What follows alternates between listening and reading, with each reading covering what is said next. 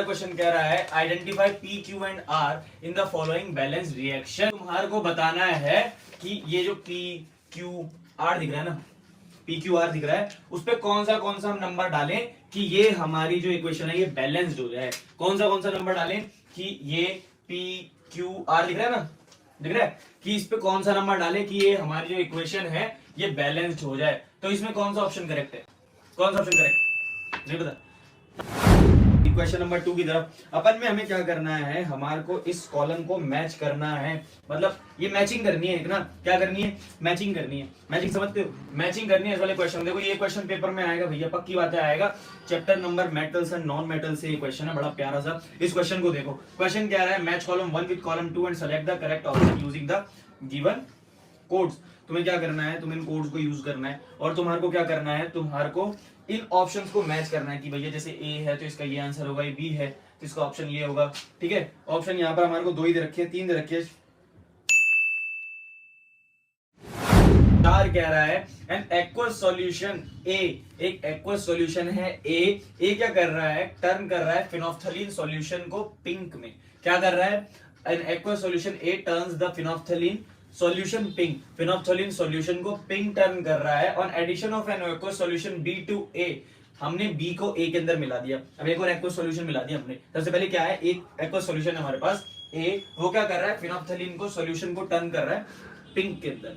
ठीक है, an aqueous solution turns the phenolphthalein solution pink on the addition of an aqueous solution B to A. अब B को हमने मिला दिया ए के अंदर, बी को क्या कर दिया हमने, ए के अंदर मिला दिया। जैसे ही बी को ए के अंदर मिलाया, पिंक कलर गायब हो गया, पिंक कलर गायब हो गया। Which of the following statement is true for the solutions A and B? अब तुम्हें बताना है कि क्या कौन सा स्टेटमेंट A और B के लिए सही होगा।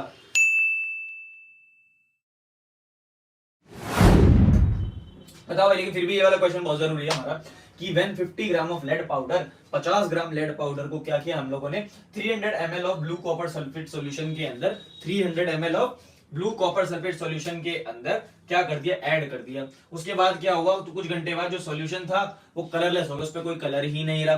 किस चीज का एग्जांपल है भैया, बहुत सिंपल सा है, डिस्प्लेसमेंट रिएक्शन का एग्जांपल है। किसका एग्जांपल है,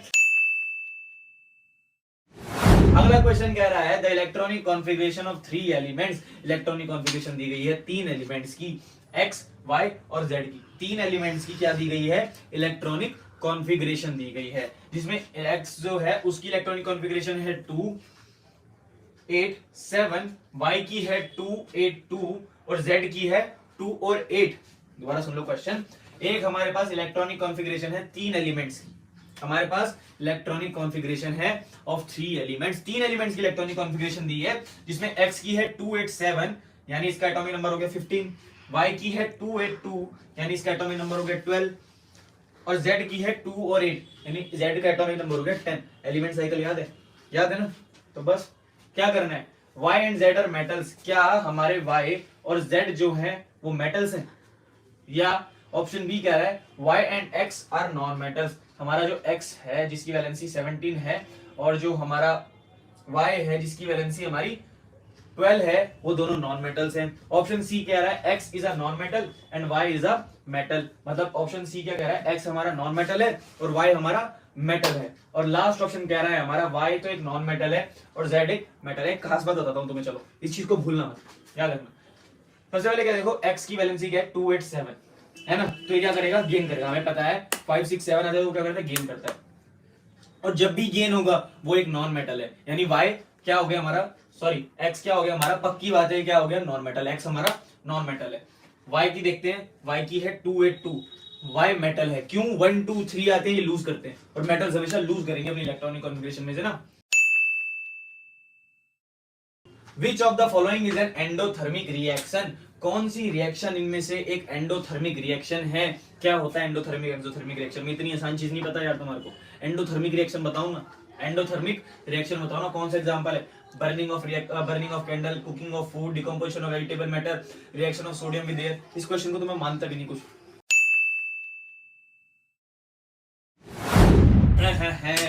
ये क्वेश्चन आ रहा है तुम्हारा, वो जो पाथवे था ना हमारा लाइफ प्रोसेसेस वाला, उससे ये हमारा पाथवे वाला क्वेश्चन है, उससे है। इसको देखो, during cellular oxidation of glucose जब सेल्यूलर ऑक्सीडेशन होती है ग्लूकोज की, ATP is produced along with formation of other products in the reaction. मतलब एटीपी के साथ साथ और भी चीजें फॉर्म हो रही है इस रिएक्शन के अंदर। Which of the following events is associated with production of maximum ATP molecules per molecule of glucose during this process? Synthesis of कौन सी चीज है भैया, कौन सी चीज है, कौन सी चीज है?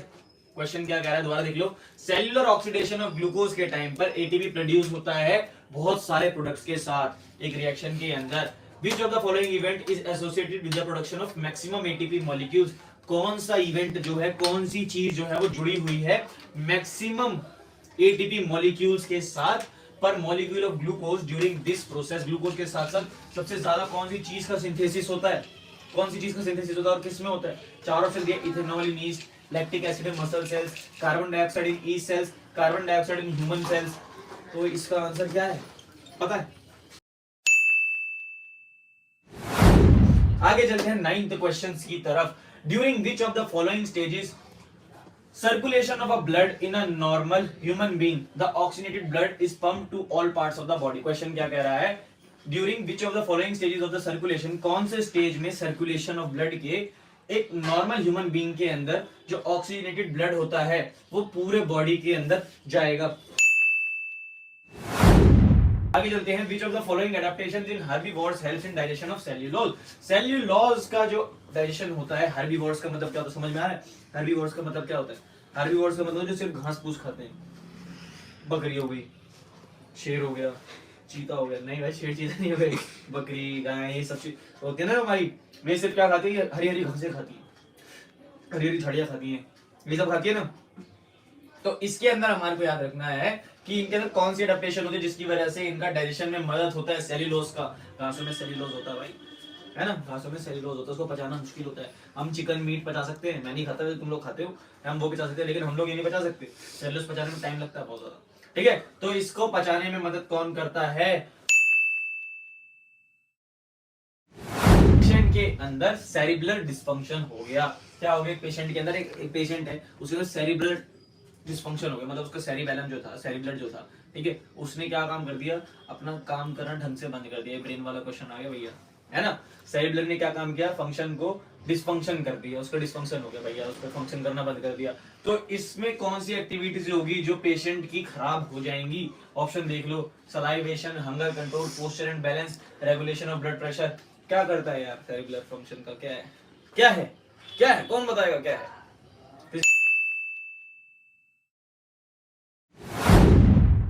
अगला क्वेश्चन है, in snails individuals can begin life as male and depending on environmental condition they can become female as they grow. Snails जो होते हैं ना, बड़े खतरनाक आदमी होते हैं भाई, मतलब पैदा हुए मर्द की तरह और जीते जी बन जाते हैं वो औरतें। तो क्या कौन सी चीज है जिसकी वजह से होती है ये चीज? तो ऑप्शन ए है, male snails have dominant genetic makeup. Male snails का जो होता है डोमिनेंट होता है जेनेटिक मेकअप। फीमेल स्नेल्स का डोमिनेंट होता है genetic makeup. Expression of sex chromosome can change in snails life time. Sex is not genetically determined in snails. In the following cases, a ray is incident on a concave mirror, in which case is the angle of incidence equal to 0। क्या कह रहा है? कुछ cases के अंदर बता रहा है, एक रे है वो इंसिडेंट है कॉन्केव मिरर के ऊपर, किस केस के अंदर जो एंगल ऑफ इंसिडेंस होगा वो 0 के बराबर होगा। ठीक है भैया, ऑप्शन देख लो, फटाफट ऑप्शन देख लो। A ray parallel to the principal axis, a ray passing through the center of curvature and incident obliquely, a ray passing through the principal focus and incident obliquely, a ray incident obliquely to the principal axis and the pole of the mirror। भाई ये question तो करना पड़ेगा यार। और white light गई prism के अंदर से, स्प्लिट हो गई, क्या हो गई?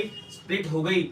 एक लाइट गई, व्हाइट लाइट गई, स्प्लिट हो गई, और यहाँ पर एक ए लाइट में बढ़ गई और सबसे नीचे वाली बी लाइट में बढ़ गई। तो तुम्हारे को बताना है ए बी कौन सा है, कौन सा ए है, कौन सा बी है, कौन सा है, कौन सा वाला ऑप्शन सही है? तो हमें पता है ना, यहां से विब की ओर स्टार्ट होता है, तो बी पे होगा विब यानी वी यानी वॉयलेट, और ए पे होगा आर यानी रेड। स्टेटमेंट बताना है हमारे को, the energy available to the producers is maximum because, जो एनर्जी अवेलेबल होती है प्रोड्यूसर्स क्या होते हैं? जो अपना बनाते हैं उनको प्रोड्यूसर्स कहते हैं, प्रोडक्शन करते हैं किसी चीज की, उनके पास एनर्जी जो होती है वो मैक्सिमम क्यों होती है? Why tell me. Option A कह रहा है it is the first trophic level which absorb 1% of light energy directly from the source. Option B कह रहा है it utilises the most of the chemical energy for its own respiration, growth, reproduction, movement etcetera. Option C कह रहा है it utilises 10% of light energy and transfer the rest to the next trophic level. Option D कह रहा है transfers only 10% of light energy to the next trophic level. क्या option सही होगा इसका? कौन सा ऑप्शन सही है इसका बताओ?